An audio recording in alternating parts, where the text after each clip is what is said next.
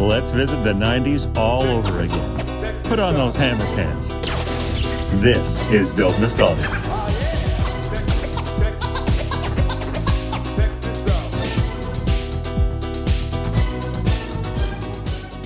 Hello, Dope Nostalgia family. This is episode 106, and I'm your host, Naomi.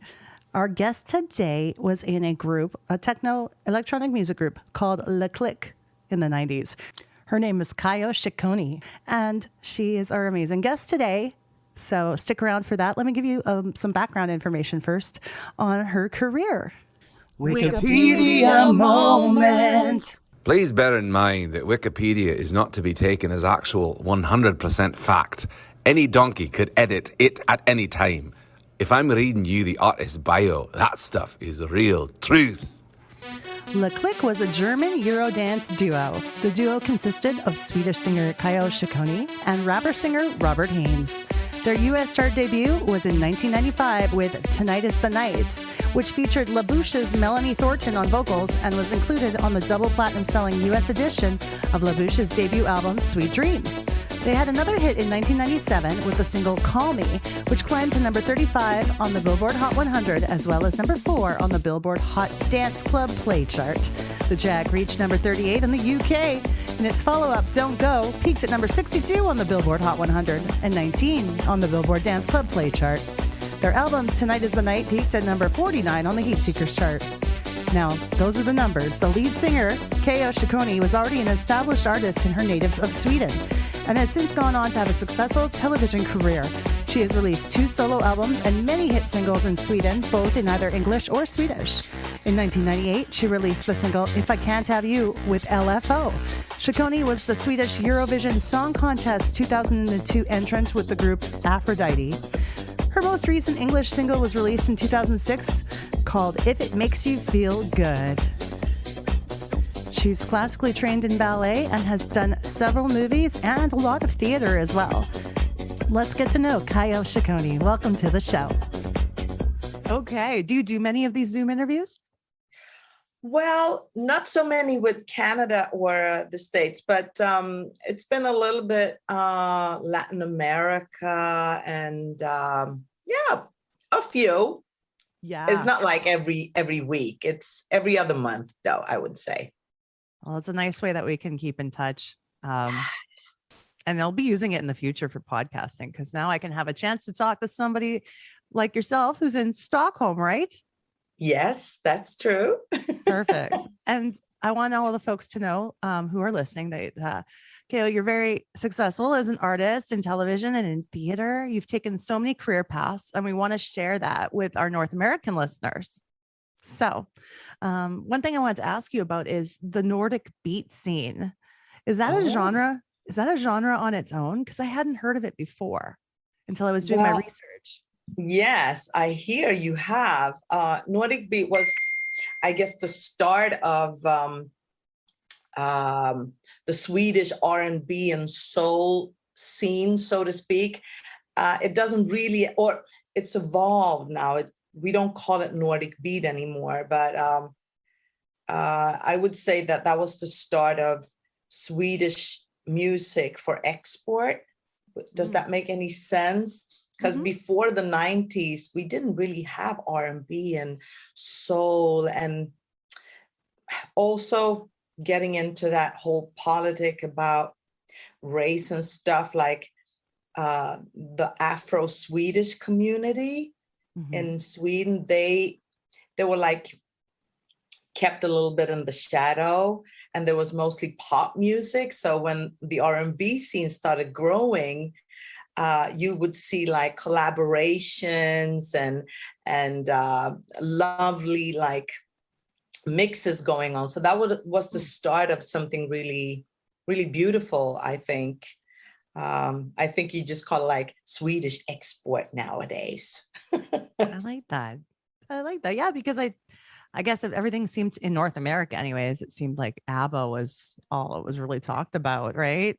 Yeah, that was the big one, right? Mm-hmm.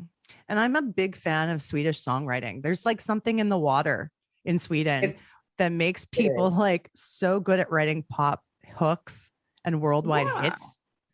So what do you Yeah, think that is? I think that Sweden is a small country, and we have um, we have a very large community of middle class, Mm. which means that a lot of families could afford to buy a synthesizer at a very young age. You would send your kids to communal piano lessons and stuff like that. And it wouldn't cost anything, and you would get a cell phone at the age of 10. All of these things that Sweden as a country, it's been a welfare country in many ways. So to create music at an early age with the right equipment was available for us. So I think that's a part of it, that you would be able to go and have your piano lessons at the age of 6 and started to create stuff and still be able to go to school for free and all of these things. I think that, Yeah, that I would say totally makes sense. yeah. Yeah, because a lot of countries, people don't, they like the schooling doesn't have a lot of money, and the music programs get the brunt of that. So Yes. the creativity, it kind of gets halted. So what you're saying totally makes sense. Yeah. So we're blessed in so many ways. And maybe also, I mean, I think every country has that specific sound for folk music. And Sweden maybe had, the Swedish young musicians had a chance to mix that in a beautiful way that appealed to other parts of the world. Like we're appealed to Latin American music, but we've had a very big love to the American and the North American music, of course, because the film and the TV and all of these things that we had access to, I would say. Yeah, the influence was there, but I'm really excited to hear about the music that you're making and what you've been doing over the years too. So, how did you originally become a part of Le Click in the beginning? Oh, that's a really funny story. The first version of Le Click was a guy called Robert. And God, it's so early in the morning. The lady that sings in La Bouche, they were the part of Le Click to begin with. She was then headhunted to La Bouche. So, but the song Tonight is the Night had already been recorded and launched. So all of a sudden, a couple of radio stations in the States, I think it was like Florida or something, they started playing this song, and then all of a sudden they didn't have a singer. So all of a sudden, two record guys from Germany, Logic Records, they had connection with the Swedish Nordic beat scene, Swemix and Dennis Pop and all of these guys. So they called them and said, do you have a singer that could like jump on this project really fast?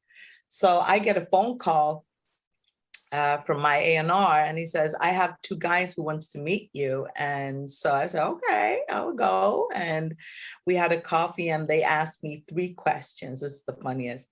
Are you married? No, I'm not. Do you have children? No. Are you single? I'm like, yeah. Can you leave in a week's time? I'm like, okay. So I was like, yeah, why not? So in a week's time, I went to Germany, recorded new vocals for Tonight is the Night. And another week, I went home packed, and then I went straight to the States. And that's that's the story of the Click. Yeah. What a whirlwind. Yeah. So you're just immediately in the US. Is this the first time you've traveled overseas at this point?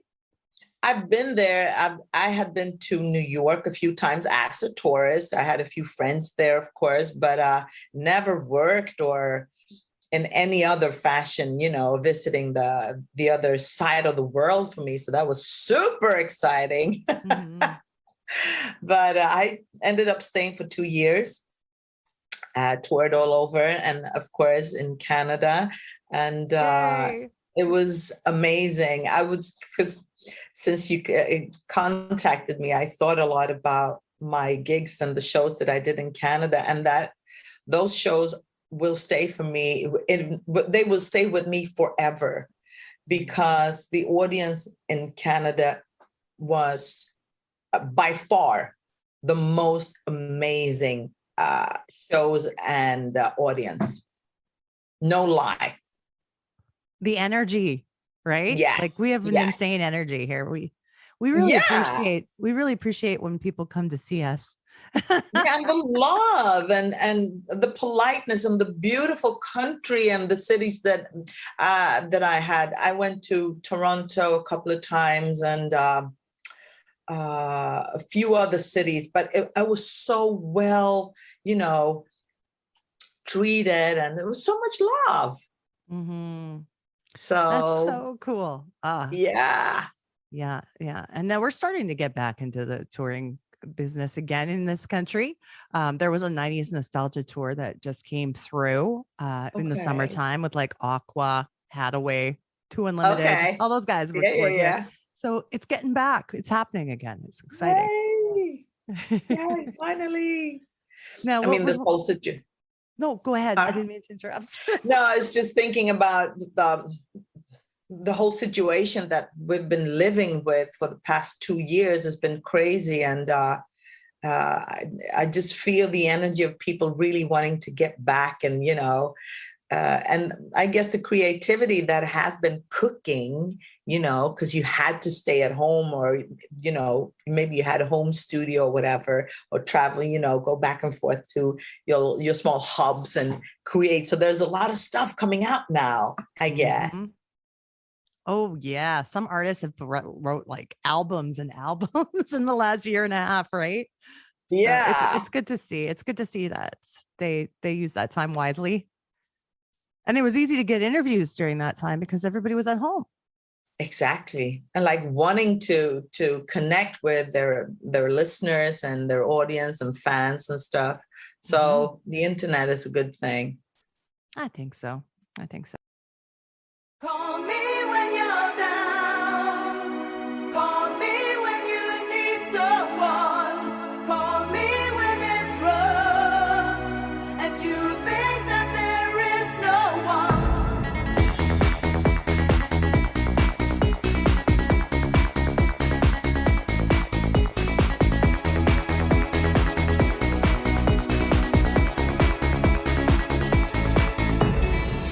One too many of it, one too many of it.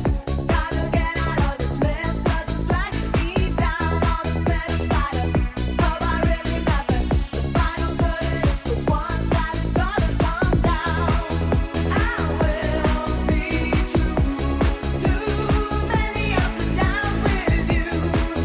I know what to say to you.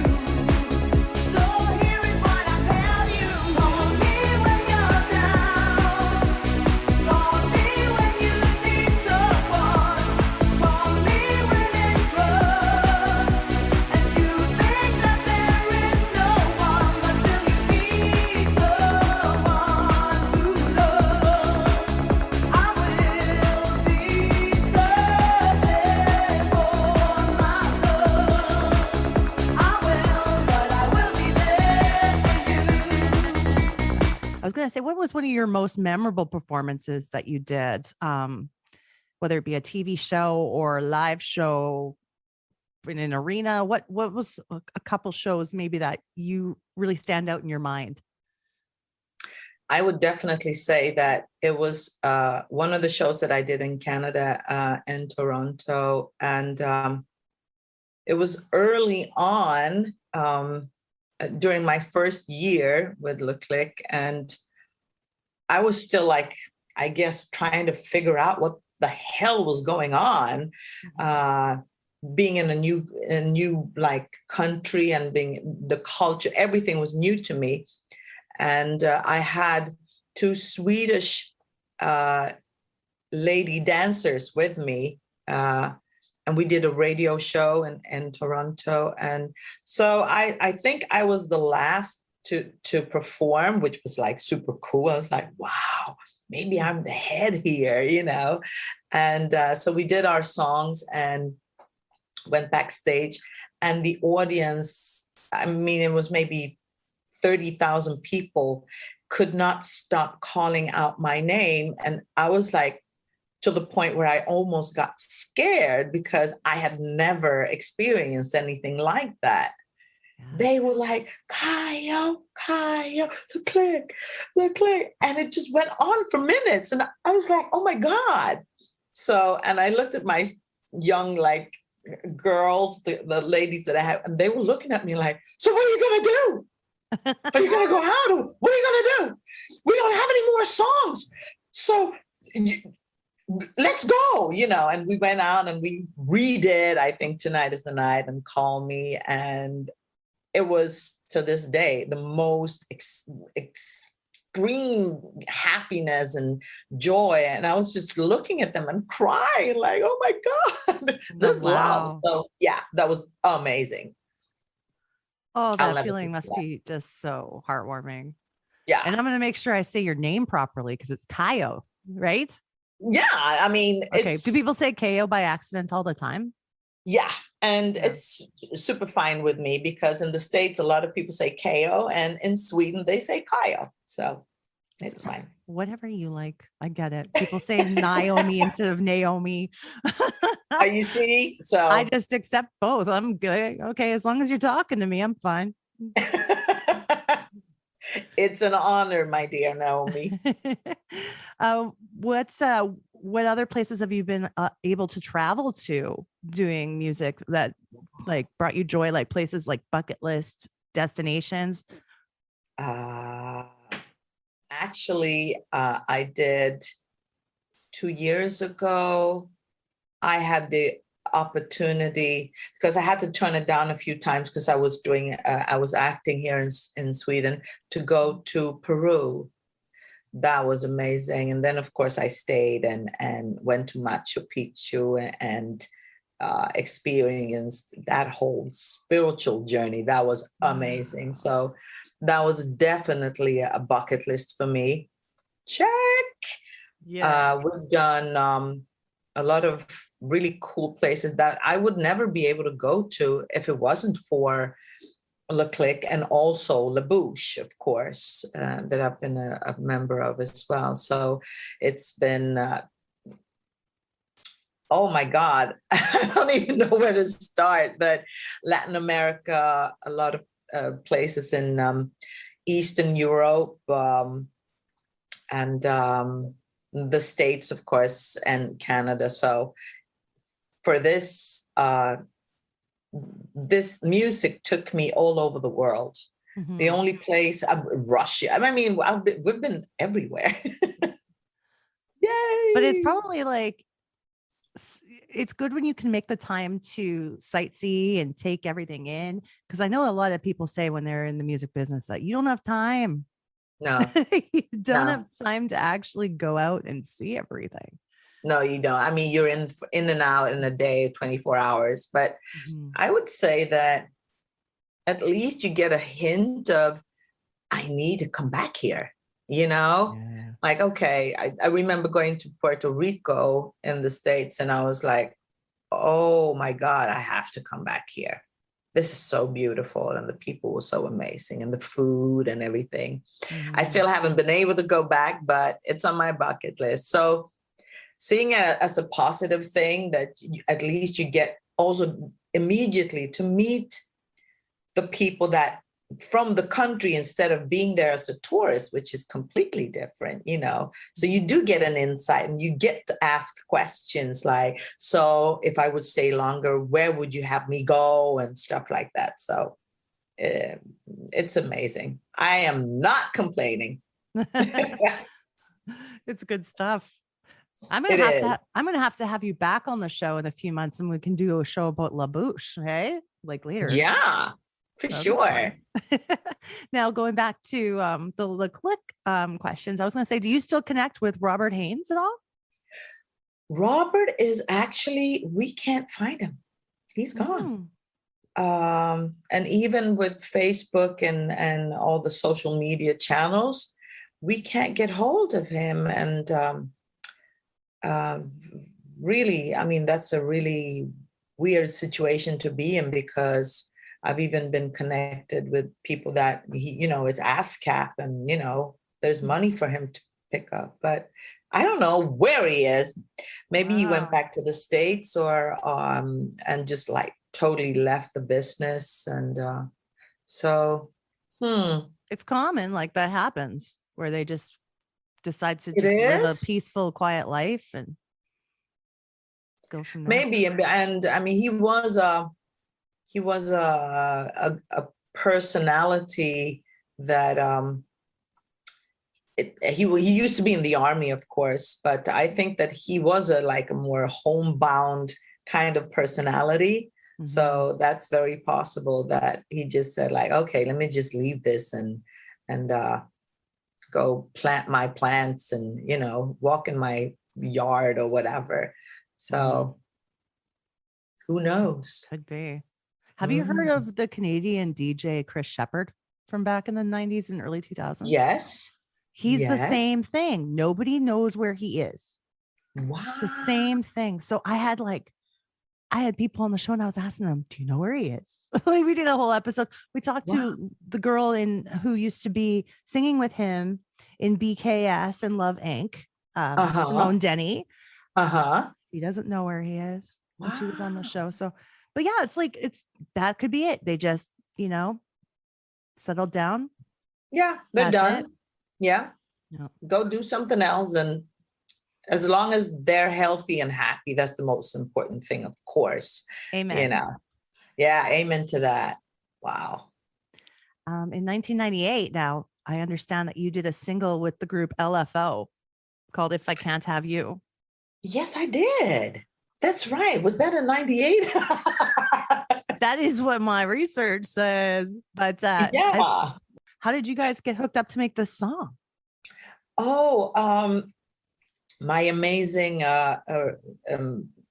record label boss called Kelly Schweinsberg. May she rest in peace. She passed in 2004 or 5.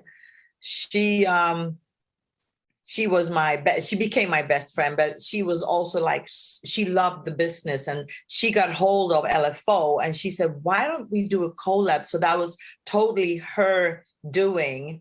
They wanted to become a little more like European dance music, but I guess without stepping on any toes, I hope that they were more like to the hip hop and R&B scene.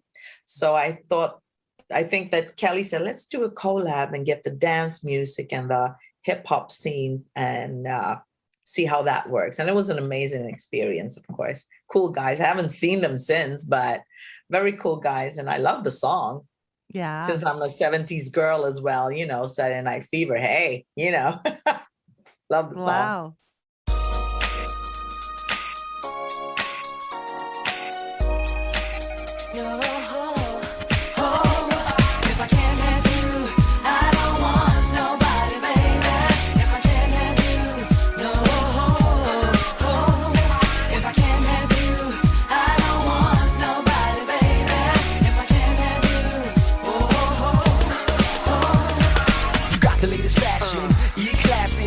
Smashing, time for some action. When I hooked you up, then I hooked up my last one. All in on, got a joint cash fund. Forget your last one, he ain't much. Mad cause it's me not hearing you touch. In the nighttime, when the lights go out, no doubt, Rich Nice is the name you shout. Yes, you're all in, to the break of dawn. And yeah, that's it, don't stop, don't quit. Baby girl and Rich, we always into something. If it's not you, then it's nothing. If I can't have you, I don't want nobody, baby. If I can't have you, no. Nobody else, nobody else. If I can't have you, I don't want nobody, baby. If I can't have you, After these messages, we'll be right back.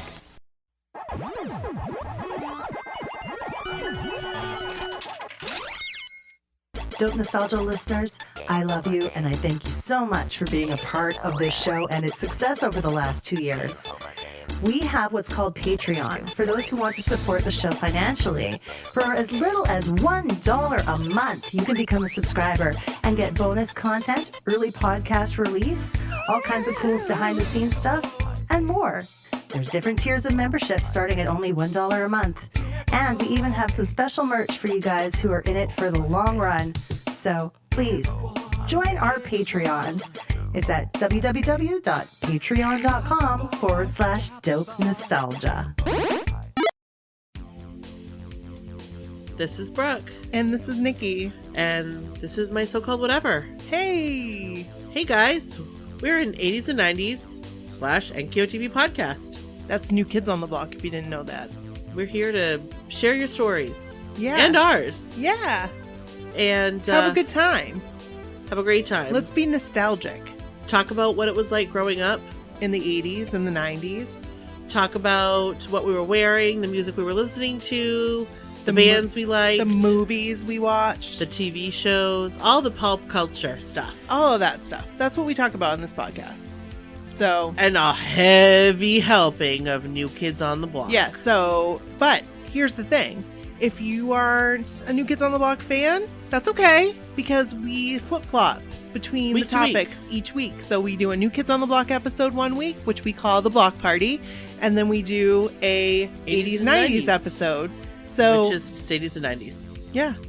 And we welcome you to listen to one or the other or all. Yeah. Join us. Be our guest. Be Our our guest. Thanks. Thanks. Bye. You can have lots of high-tech fun with Tiger's Talkboy tape recorder. Hey, stop drooling on me. Hey, stop drooling on me. It even has speed control. Hi, kids, we're home early. Hi, kids, we're home early. Tiger's Talkboy tape recorder comes with audio cassette. Batteries not included. 2002, we're talking about Eurovision, which is something that is somewhat of an enigma to North America because we don't know much about it. It's like European football. To us, it's like we have no idea, except there was a Netflix movie that Will Ferrell made, and Yes. everyone thinks that's what Eurovision is now. So Okay. tell me about your experience with Eurovision. Eurovision is something that is in our DNA. It's been around since, I guess, the 50s in Sweden and big parts of Europe. A beautiful thing, I guess, to begin with, just to connect countries through music. So every year, everybody would sit down and watch the Eurovision or the Swedish contest. What song are we sending to the Eurovision Song Contest? So it's in our DNA. I kind of thought it was kind of cheesy, growing up, like, okay, the music was Schlager, very Swedish pop in a cheesy way. So I stopped watching it, growing up from the teens and getting back into other things. But at 2002, the Eurovision also in Sweden said, like, okay, we need to do something new because we're losing viewers and all of that. So they remade the whole concept, and they connected with me and two of my colleagues and offered us a song. And we said, okay, if we're going to do it, we want to do it our way. So we want to produce the song, and we want to be, involved in the whole process. So we redid the song to a more like 80s disco kind of song, and, with the glitter and everything. And that had never been heard of in the Eurovision. It was very like folkish and maybe jeans and a t-shirt, kind of thing. So the people, when we went on TV with that, they were like, what the heck is going on? And we won. So they sent us to the Eurovision, and that was, it had a huge impact, Naomi, because it was the first time that three African American Swedish ladies was in the contest ever. Because we're not that many over here, you know. We're more now, but when we grew up, we were like 20. So that it was people were in shock, like, oh my goodness, it's a disco song and it's performed by three Black girls, and they were like, what the hell are we going to do with all of this information? So but it was very well received, and they sent us to Estonia, and we came 7th or 8th, which is great. And that song lives on today. People are like playing it every year, every, you know, reoccurring event of the Eurovision. They're like, oh, Aphrodite, and blah, blah, blah. So Aphrodite. they're really famous. Yeah. That was the group that you guys established together. Was it just for the contest, or have you continued to make music with Aphrodite? We have.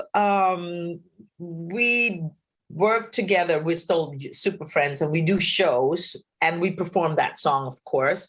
But we're different because Gladys Del Pilar, she's into musicals, and Blossom, the other lady, she's into health and fitness. So she's doing they're all doing successes in their own fields now.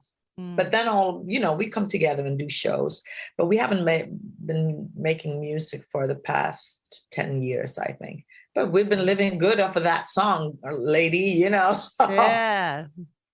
That's what you always hope for. Absolutely.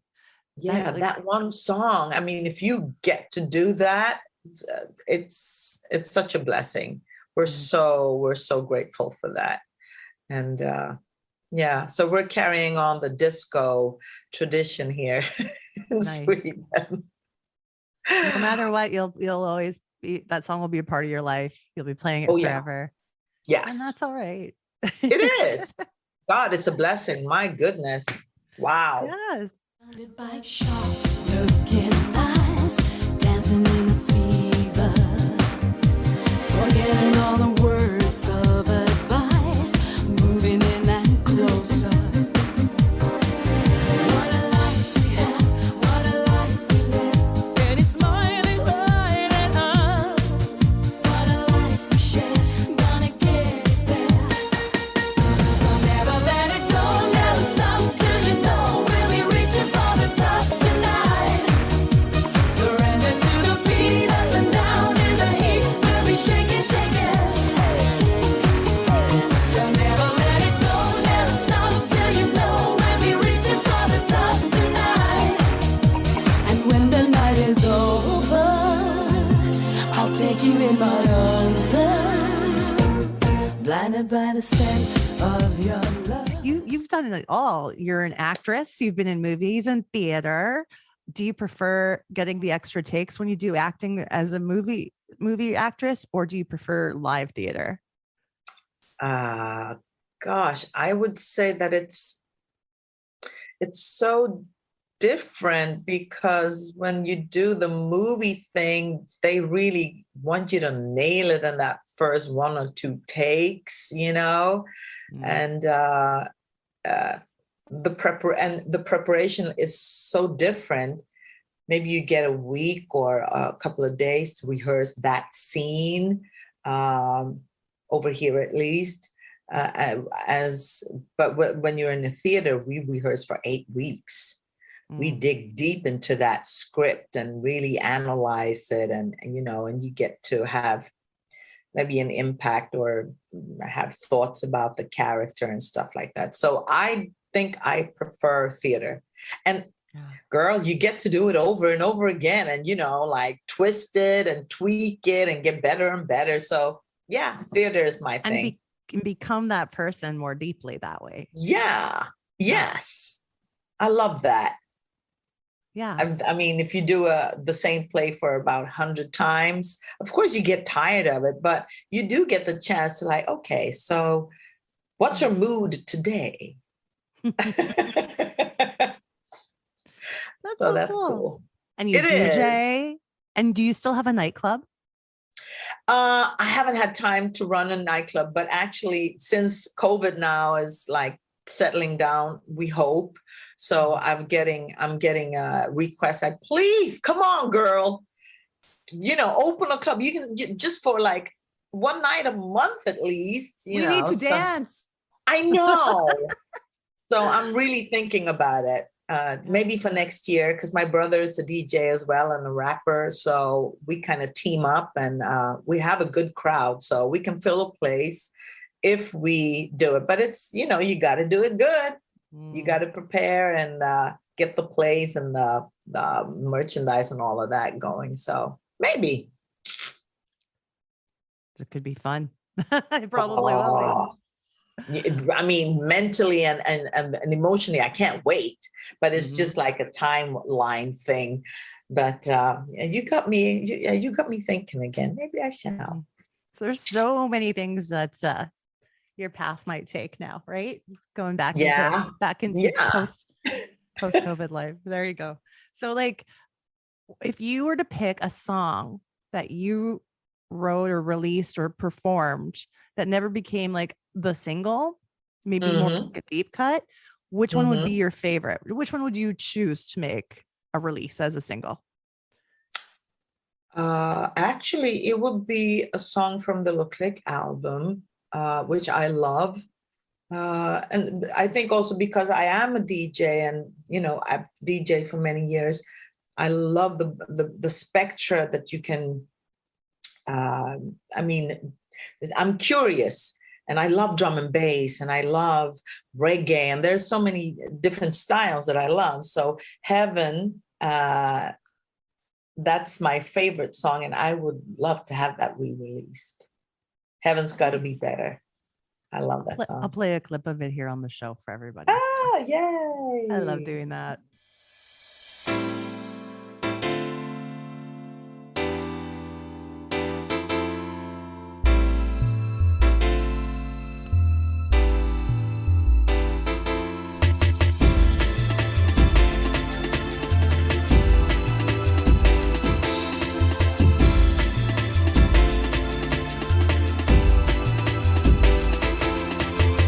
This house needs cleaning.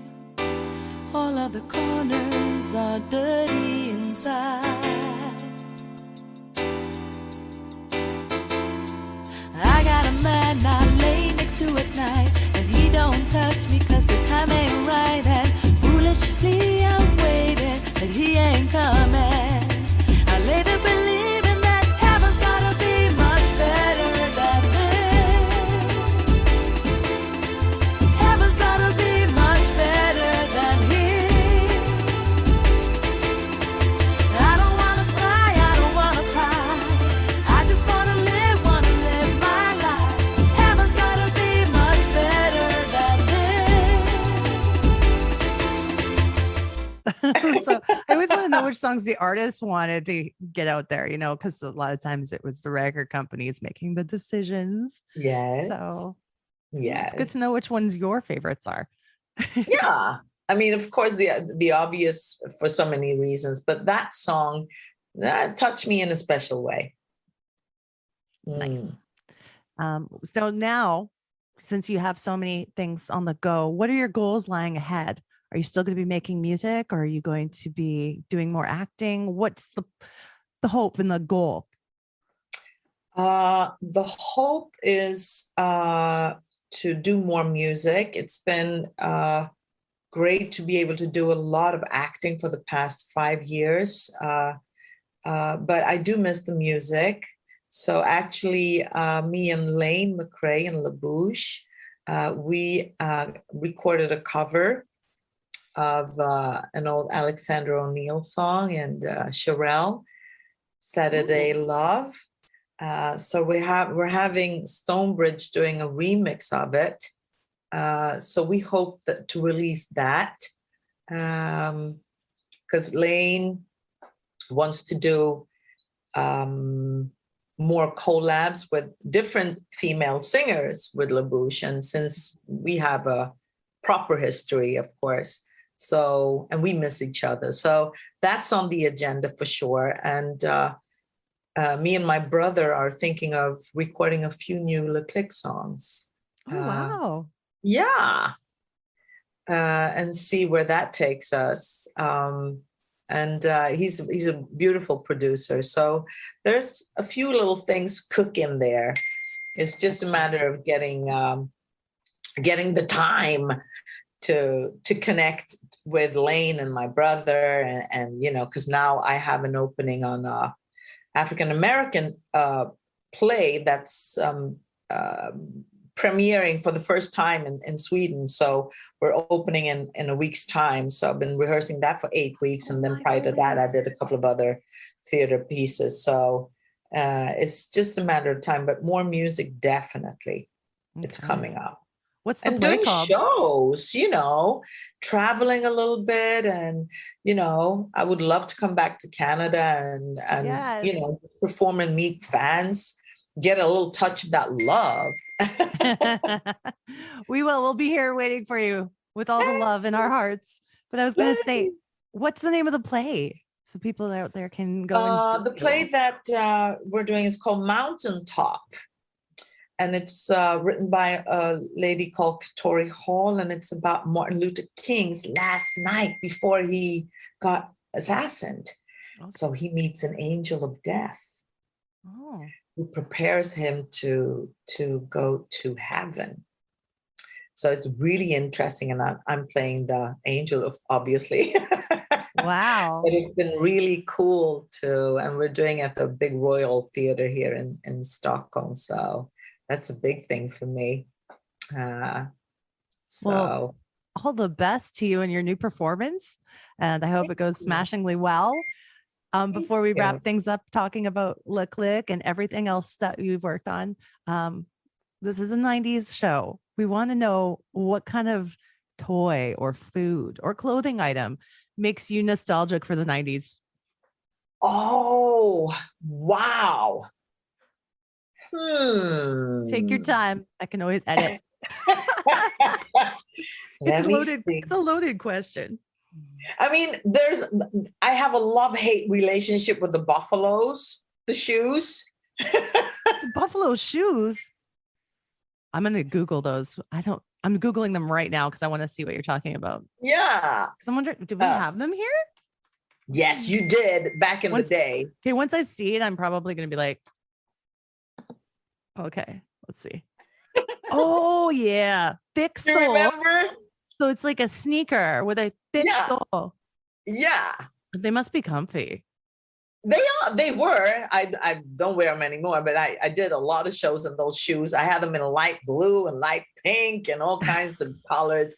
But it was kind of like walking around with bricks under your feet, but it was kind of cool too.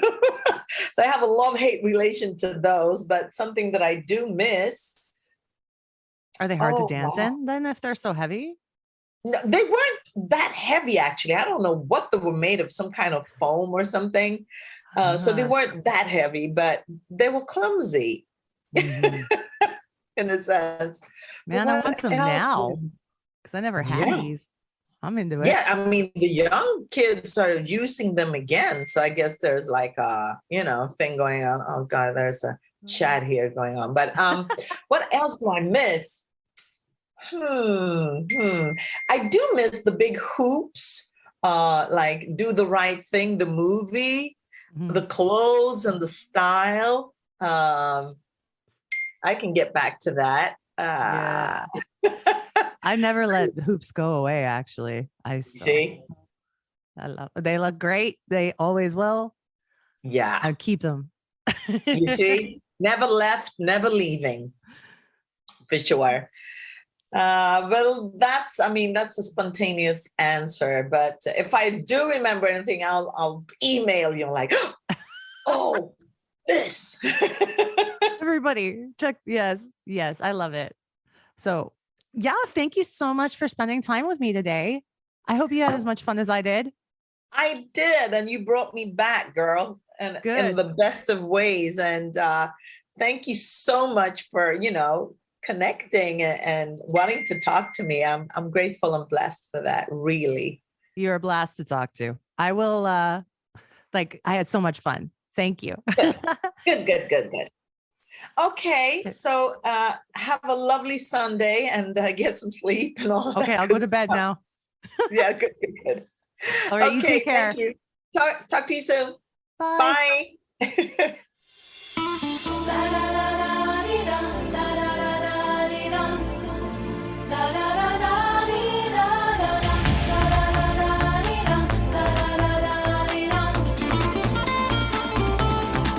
Oh baby, don't go believing all night long.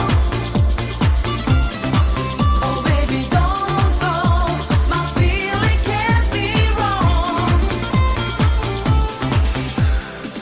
You came to me, I let you in. Made love all night long. We fell asleep, just so content. Didn't think that nothing's wrong. But then I heard you softly leaving, turning off the light. You left me with a broken dream in the middle of a cold, cold night. Oh baby, don't go believing all night long. Oh baby, don't go. My feeling can't be wrong.